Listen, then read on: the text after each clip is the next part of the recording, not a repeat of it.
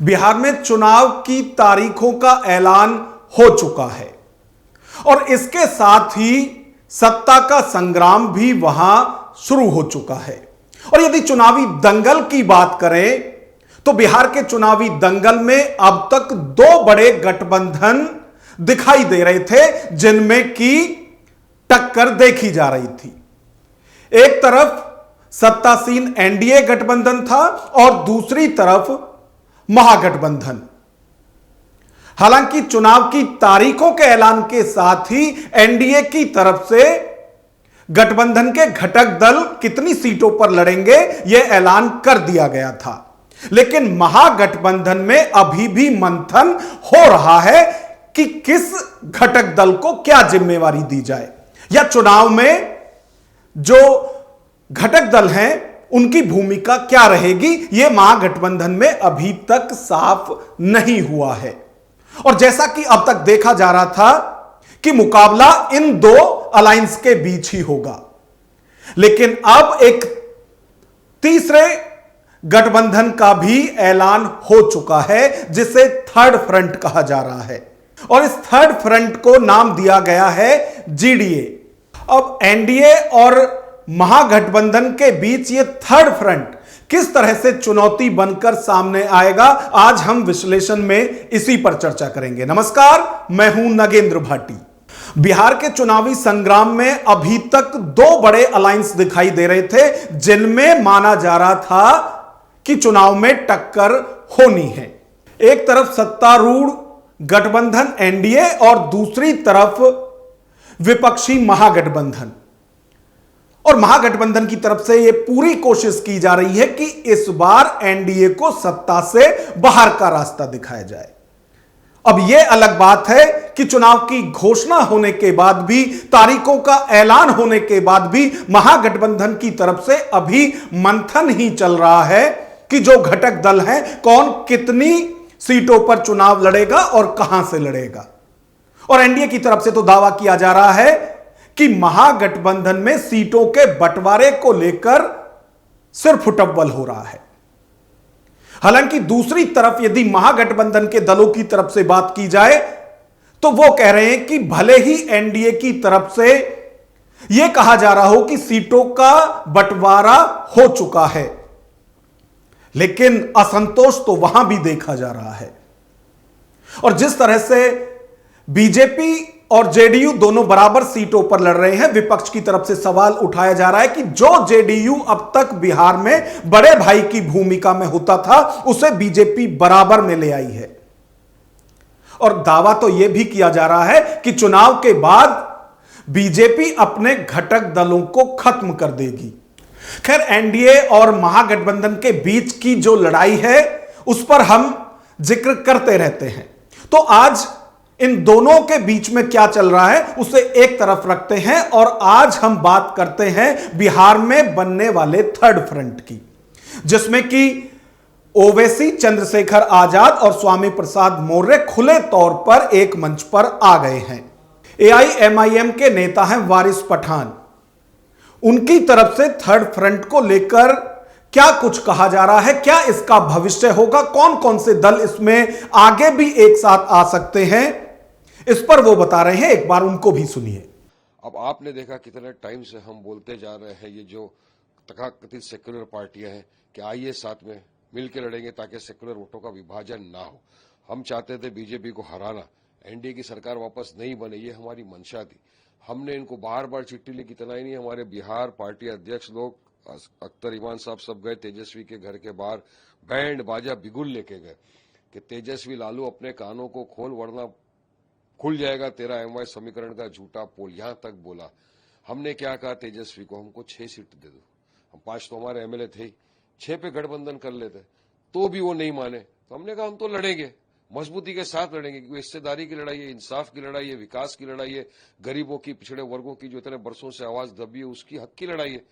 तो हमने आपने देखा था सीमांचल के अंदर ओवैसी साहब ने न्याय यात्रा निकाली 4 दिन की, और यकीन मानिए मैं साथ में था ओवैसी साहब के। हम लोगों ने जो पब्लिक में मोहब्बत, जोश देखा वो कहीं नहीं। इनकी जो यात्रा निकली थी, रैली, वो तो समझ लीजिए जैसे रैली थी। ओवैसी साहब ने तो पूरी के पूरी सुनामी निकाल दी, सैलाब जैसा लग रहा था बिहार में। 14% का यादव मुख्यमंत्री बन सकता है, 2% वाला सैनी उनके साथ रैली के अंदर बैठा है, 19% वाला मुसलमान दाढ़ी टोपी वाले का अता पता ठिकाना कहीं नहीं था। ये जो खुद बोलते हैं ना लोग, जब महाविकास आघाड़ी बनी थी, जिसकी जितनी संख्या भारी उतनी उसकी हिस्सेदारी, फिर क्या हुआ साहब? उस हिस्सेदारी के हिसाब से आप कितने मुसलमानों को वोट देने वाले, टिकट देंगे? आप तो नहीं देते। हमने कहा साथ में तो वो भी नहीं करना है। इनकी नीयत ही नहीं है बीजेपी को हराना, ये चाहते नहीं है कि बीजेपी को हराए, एनडीए की सरकार को फिर से बनने से रोके। हम चाहते हैं बीजेपी को हराना, हम चाहते हैं एनडीए की सरकार फिर से न बने, तो इसलिए हम पूरी तरह से लगे हुए हैं बिहार के अंदर। इस बार आप देखिए कुछ नतीजा आपके सामने आएगा। तो वारिस पठान कह रहे हैं कि जब बिहार के अंदर 14% जनसंख्या वाला मुख्यमंत्री बनने का दावा कर सकता है, 2% वोटों की सियासत करने वाला डिप्टी सीएम होने का दावा कर सकता है, तो फिर बिहार की 19% जनता, जिसे दाढ़ी और टोपी वाला कहा जाता है, उसके बारे में कोई जिक्र और फिक्र क्यों नहीं कर रहा है? उनकी भी चिंता अपनी जायज है और शायद इसी को लेकर अब उनकी तरफ से थर्ड फ्रंट बना दिया गया है। अब यदि थर्ड फ्रंट की बात की जाए तो थर्ड फ्रंट ने अब यह साफ कर दिया है कि कौन कितनी सीटों पर लड़ेगा। अब यदि एआईएमआईएम की बात की जाए तो कहा जा रहा है कि थर्ड फ्रंट में ओवैसी की पार्टी 35 सीटों पर चुनाव लड़ेगी। उसी तरह से चंद्रशेखर रावण 25 सीटों पर लड़ेंगे और स्वामी प्रसाद मौर्य की अपनी जनता पार्टी 4 सीटों पर लड़ेगी। हालांकि इसमें यह भी कहा जा रहा है कि जो गठबंधन के घटक दल हैं वो आपस में बात करके यह तय करेंगे कि सीटें कम ज्यादा भी हो सकती हैं। लेकिन जो एआईएमआईएम के प्रदेश अध्यक्ष हैं बिहार में, अख्तरुल इमान, उनकी तरफ से इतना साफ कर दिया गया है कि बहुत ज्यादा सीटों पर थर्ड फ्रंट के नेता चुनाव नहीं लड़ेंगे। 35 सीटों पर एआईएमआईएम लड़ेगी और 25 सीटों पर आजाद समाज पार्टी काशीराम लड़ेगी और अपनी जनता पार्टी 4 सीटों पर लड़ाई लड़ेगी। और सीटों का बढ़ाना घटाना घटक दलों की जब तक अपने आपस में कोई सहमति नहीं होगी, उससे पहले न कोई सीट बढ़ा नहीं सकता है। इस बात की भी हम लोगों ने लिखित तौर पर मुआहदा कर लिया। भाई मैं कह रहा हूँ अभी तो बिहार में देखिए बड़े बड़े जो दल हैं उन लोगों ने अनाउंस नहीं किए हैं।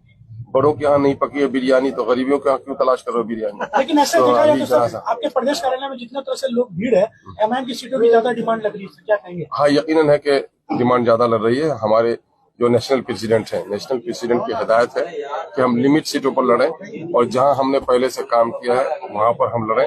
इसलिए हम लोग उसके दिशा निर्देश और उसकी हिदायत पर हम लोग काम कर रहे हैं।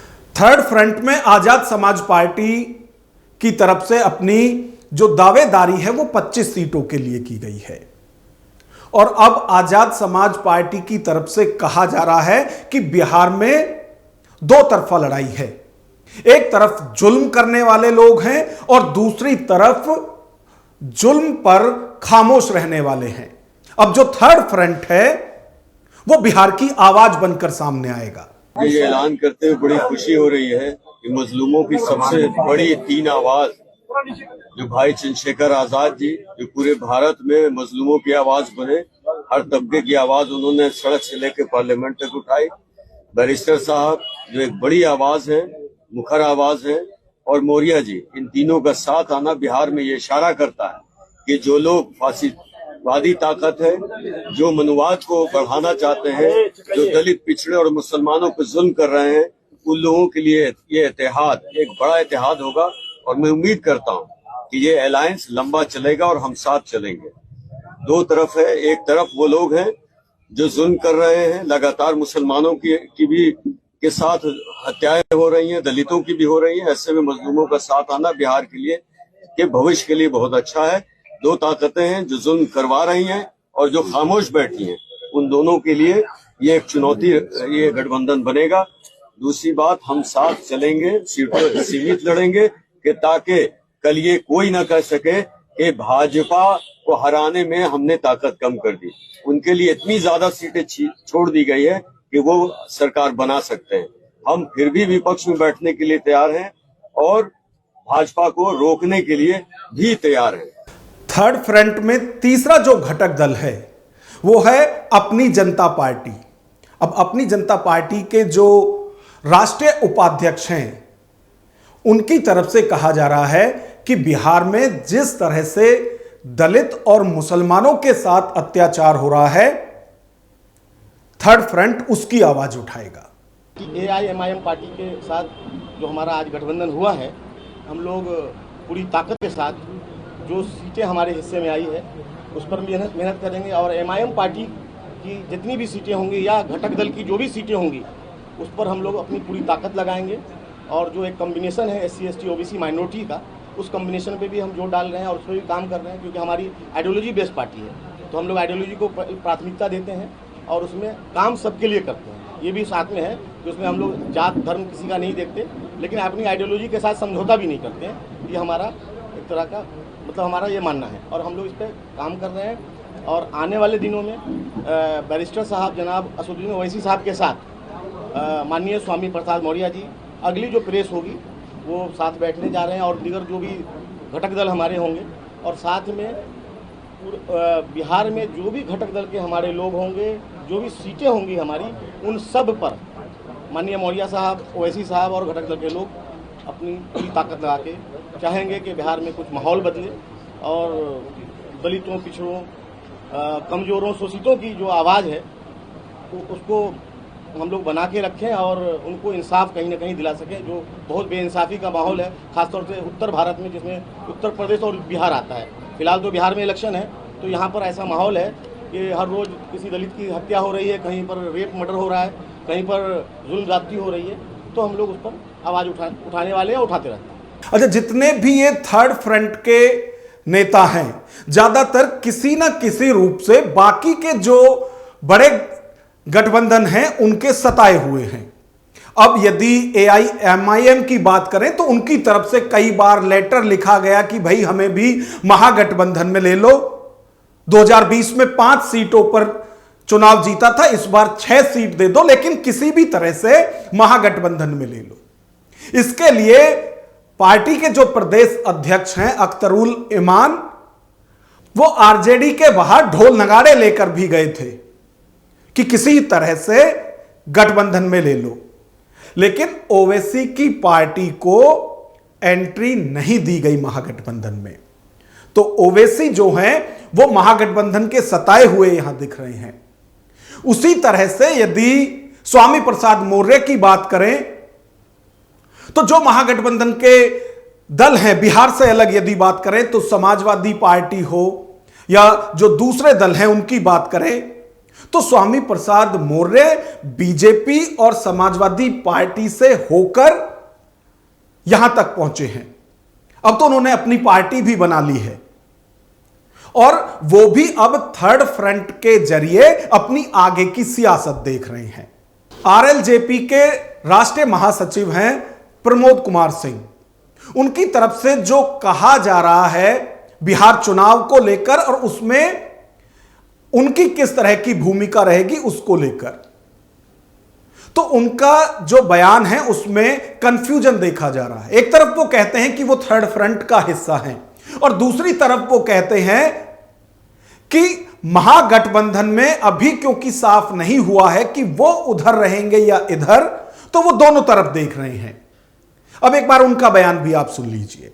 अभी तक महागठबंधन का ही सूची नहीं निकली है, तो हम लोग का क्या सूची हो सकता है?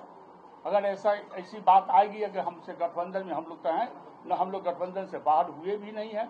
उनका तो न कांग्रेस अभी क्लियर हुआ है, न उनका VIP से क्लियर हुआ है, न CPI से क्लियर हुआ है, तो उसी में JM से क्लियर हुआ है और हम भी उसमें हैं। तो आज रात तक हो, कल तक हो, अभी 2 दिन, अभी फर्स्ट फेज का चुनाव नॉमिनेशन देने का टाइम 2 दिन है, 2 दिन बचा हुआ है और उसके बाद सेकेंड फेज का 20 तारीख तक है।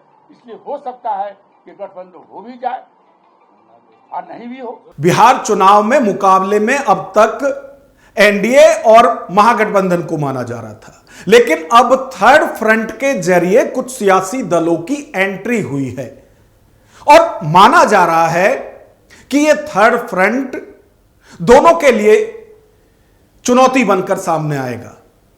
और यदि जो इसके अंदर घटक दल हैं उनकी बात की जाए तो सबसे बड़ी चुनौती यह महागठबंधन और महागठबंधन में भी आरजेडी के लिए साबित हो सकता है। क्योंकि यदि 2020 के चुनाव की बात की जाए तो ओवैसी 20 सीटों पर चुनाव लड़े थे और वो 5 सीट जीतकर भी आए थे। अब इसमें यह अलग बात है कि जीते हुए 5 विधायकों में से 4 आरजेडी से जा मिले थे। अब शायद वो खुन्नस भी यहां चुनाव में ओवैसी के अंदर देखी जा रही है और वो दावा कर रहे हैं कि 4 के बदले अब की बार 24 लाकर वो दिखाएंगे। तो यानी जो सबसे बड़ी चुनौती है वो महागठबंधन के लिए है। और यदि आरजेडी की बात करें तो वो MY समीकरण के जरिए चुनाव लड़ते थे। और यदि थर्ड फ्रंट की बात करें तो इसमें DM फॉर्मूला बताया जा रहा है, यानी दलित और मुस्लिम एक साथ होकर चुनौती दोनों गठबंधन को देंगे। लेकिन इस सब के बीच थर्ड फ्रंट से सबसे बड़ी चुनौती महागठबंधन को होती हुई दिख रही है। अब इस सब के बीच हम आपसे जानना चाहते हैं कि ओवैसी ने जो थर्ड फ्रंट बनाया है इसका सबसे ज्यादा नुकसान चुनाव में किसको होगा। और जैसा कि थर्ड फ्रंट की तरफ से भी कहा जा रहा है कि भले ही वो इतनी सीटों पर नहीं लड़ रहे हैं कि इसमें सत्ता तक पहुंचा जाए, लेकिन यदि परिणाम उनके अनुकूल रहे तो सत्ता का खेल वो अपने हिसाब से बना बिगाड़ सकते हैं। अब इस पर आपकी क्या राय है, कमेंट बॉक्स में हमें जरूर बताएं। नमस्कार।